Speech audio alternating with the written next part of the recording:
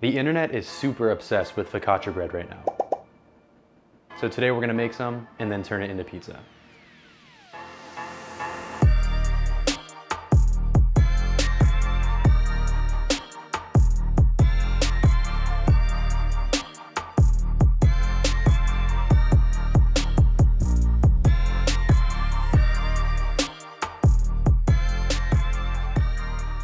Alright, so the plan today is pretty simple. I'm going to be showing you a basic focaccia recipe, and then we're going to be taking it and turning it into pizza. The process is extremely simple, and the best part is the final product is extremely fucking delicious. Now, one quick thing before we get into the recipe, if you take a look at my channel, you'll notice that I don't have many subscribers right now.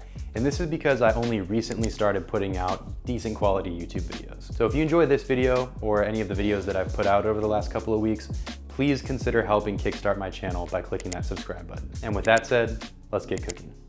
Alright, so in order to make focaccia pizza, we first need to make, well, focaccia. And today we'll be doing that thanks to a recipe from the mustache man himself, Ethan Chlebowski. His video on this recipe will be linked in the description.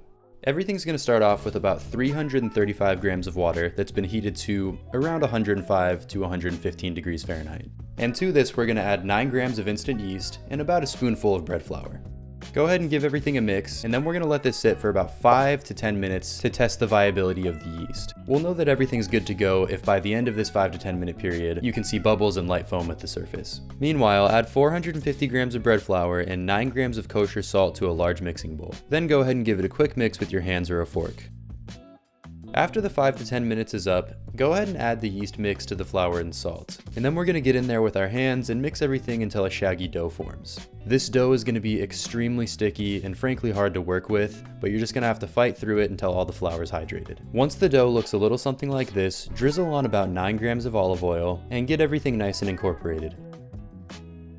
And then at this stage, we're just going to give the dough about 20 minutes to rest to make sure all of the flour hydrates. And during this time, feel free to think about how you could have made the PGA Tour if you started golfing when you were 5 and not 22. When the 20 minutes is up, do a quick dance move, and whatever that was, and begin stretching the dough out and folding it over itself. We'll do this with each corner of the dough, and then recover the bowl and let rest for 25 to 30 more minutes. And that sequence that you just saw, we're going to be doing 4 total times. So we just did number 1, and we're going to repeat it 3 more times. Grabbing each corner of the dough, stretching it, folding over itself, and then letting rest for 25 to 30 minutes. 4 times. Did I say 4 times enough? So after our stretch and folds, we're going to transfer our dough into a pan.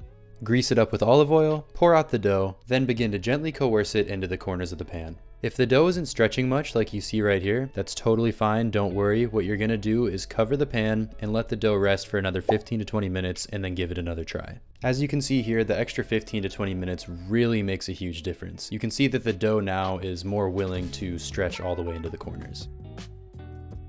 And now that everything's been spread out in the pan, we're gonna do one final proof before we bake. It should take about 60 to 90 minutes. And while that dough's sitting, let's go ahead and make our pizza sauce and shred our cheese.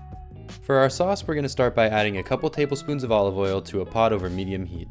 Then add 3 to 4 cloves of minced garlic and 1 can of crushed San Marzano tomatoes. Then top things off with about a half cup of water and give everything a nice stir. Then we're gonna add a tablespoon of sugar and a few shakes of dried oregano. From there, we're gonna cook things down for about 15 to 20 minutes, and then we're gonna season with salt and pepper to taste. Sensational. Now let's talk cheese.